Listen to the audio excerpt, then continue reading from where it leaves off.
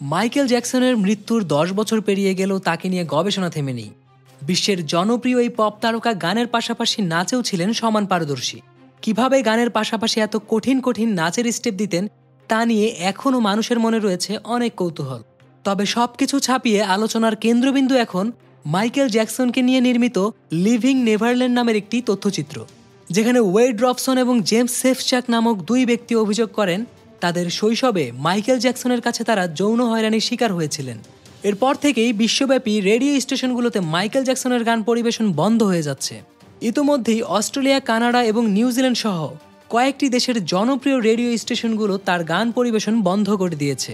এদিকে এই বিষয়ে জ্যাকসন পরিবার কড়া সমালোচনা জানিয়েছেন। এই তথ্যচিত্রকে কুরুচিপূর্ণ আর অভিযোগকারীকে মিথ্যাবাদী বলে বিবৃতি দিয়েছেন জ্যাকসন পরিবার। তারা আরও বলেন, মাইকেল জ্যাকসন জীবিত থাকাকালে ওয়েড রবসন ও জিমি সেফচাক বলেছিলেন জ্যাকসন তাদেরকে কোনো যৌন হয়রানি করেননি।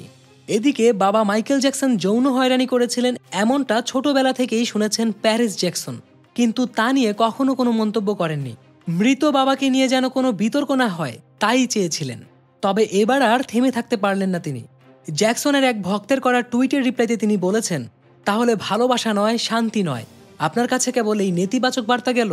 তিনি আরও বলেন, তারা সত্যিই এটি করেছে? আমি তো মনে করি না। তারা মহৎ উদ্দেশ্য নিয়ে তথ্যচিত্রটি তৈরি করেছেন। এভাবে মাইকেল জ্যাকসনের মর্যাদা ক্ষুণ্ণ করা কি সম্ভব? সেটা যদি আদৌ হতে পারে, প্লিজ শান্ত হন এবং শান্তিতে থাকুন।